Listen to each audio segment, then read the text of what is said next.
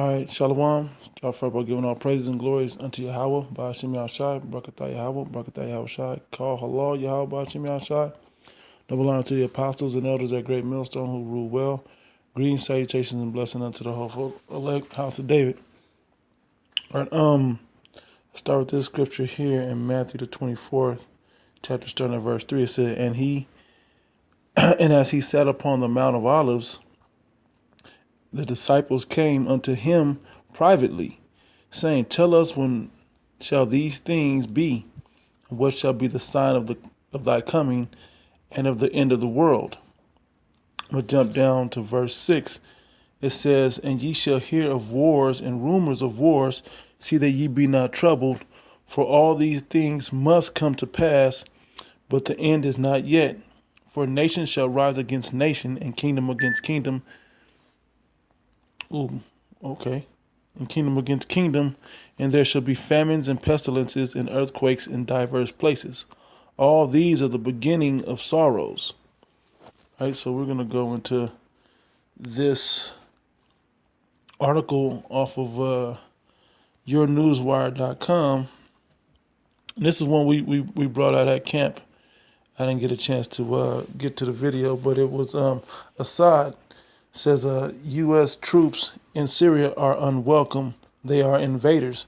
And so basically what I'm going to read it. It says Bashar al-Assad has condemned U.S. forces for being deployed in Syria, calling them invaders without an invitation. It says any foreign troops coming to Syria without our invitation or consultation or permission, they are invaders, whether they are American, Turkish, or any other one. Assad told Chinese Phoenix TV. Yeah, so this rumor of war is actually becoming more. This is actually the opening stages of war. You know, like the brother says in our camp, Karazal, the drums of war. Another brother says these are the drums of war.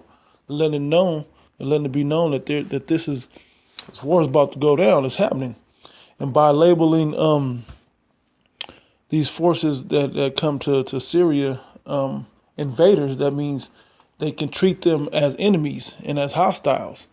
You know, coming to take down the Syrian government. It says, however, the Syrian president said that despite the illegal occupation of his country, he saw promise in U.S. President Donald Trump's promise to destroy ISIS.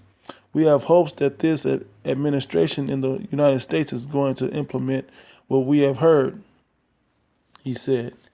It says, when a journalist asked the Syrian president if Damascus had opened doors for American troops in Aleppo province's city of Manbij, Assad said, no, we didn't. You know, everybody keeps trying to go to Aleppo because we're going to go to the map right quick. Let's go to the map. The map of Syria, Turkey, that whole region. Manbij is right there, right by Aleppo. Now, if you look at where all of this is, so we got Palestine, we got Syria, Lebanon, Israel. We got all these places, Jordan. We got all these places, right? Iraq, Iran is over there as well. We got all these places, Armenia, Turkey. We have all these places, and you start seeing Russia up there, right? Ukraine. This is central location to the old world. Prime smack in the middle of the old world. Right, so the United States would love to have that position where they can control Africa, they can control Europe, they can control the Middle East, they can control China, India and Russia. And they're just moments away from Australia. But when you go all the way west, they're way over there. South America, that's all that they. But from that position, they can control the old world. They can control everything. So that's why this territory is so big. Now, those Khazars, those fake Jews that are in Israel, militarily, they don't have the same depth as America, so they can't control that same area the same way. From there they need America military to be the because when you look at it all, America's military is the force upon the earth. You know, they that woman is who rides the beast. America's that woman that rides the beast. The beast is that whole system, the NATO EU system that they have over there. Now let's go back into it. Now, when you understand why they want that area, you see why this war has to go down. But they don't know that the Most High has them in the trick bag to have all those Eastern countries over there bomb America and destroy it and set his people back up in the proper order back in that Eastern world. Right? It says, what are they, foreign troops, going to do to fight ISIS, Islamic State, formerly ISIL? The Americans lost nearly every war. They lost in Iraq. They had to withdraw at the end, even in Somalia, let alone Vietnam in the past, and Afghanistan. Talking shit. Basically, Assad was talking shit, saying they done lost everything. I don't even know what they over here for. Why they even over here? Well, they're over there trying to get that land from y'all. It says, according to Assad, the U.S. didn't succeed anywhere they sent troops. They only created a mess. They are very good in creating problems and destroying, but they are very bad at finding solutions. And that's actually the truth when you think about what the U.S. does. They even put it in their movies, but see, when you know what their whole agenda is, you can understand the bigger picture. Bigger picture there is they want to create confusion. They want to have disarray over there, so they can come in and swoop in and take while everybody's caught off guard. They can come in and take everything by surprise, bomb everybody, and then take over that land and create it to be for their own. But Assad and these other countries are starting to wake up. I know North Korea's got his eyes on America the same way. China's looking like they starting to realize they ain't gonna get their money back. Jump down and says the complexity of this war is the foreign intervention. This is the problem. Nobody asked America to come through and police them over there in the Middle East. They like the scriptures say, they neither keep it at home. To roughly paraphrase, America don't keep at home, man. They everywhere else in the world, telling people how to run their land, how to run their country, how to run their government, that they should have democracy and so on and so forth. Well, these people didn't ask for that. The Syria's president stressed that government troops are now very close to Raqqa. It says Islamic State stronghold some 100 kilometers from Manbij. American troops were first spotted in the town earlier in March.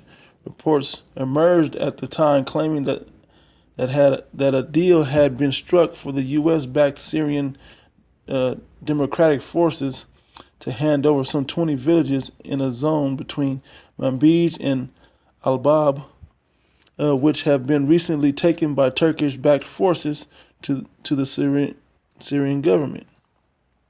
Let me see. You can go into the whole thing if you like. If they still have it up, there's all types of stuff popping up. Yeah, I'm gonna read this last this last paragraph. It says on Thursday, this was last week.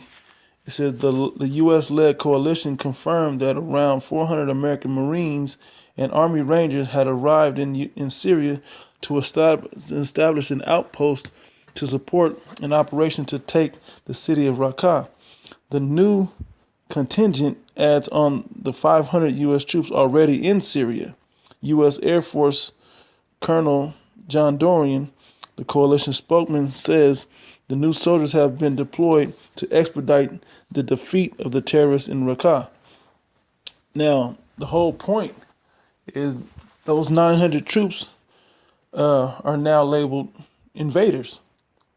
So we're going to continue to see the mentality of these Eastern countries, especially Syria, how they're going to treat these U.S. troops and how they treat them. Because, they have the little pride of no man left behind and no POWs, no MIA and all of that, missing in action and so on and so forth. with that same spirit. Well, we're gonna see what happens, man. When you guys are over there trying to take over cities. Now they're acting like they trust Trump right now, but we're gonna see how this actually plays out. But this is just another prophecy coming to pass. And just to quote, matter of fact, I'll get it. I'll get it.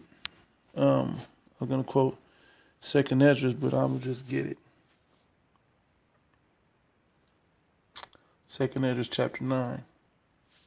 At the top says, Second Esdras 9:1 it said, and he answered me then, and said, measure thou the time diligently in itself.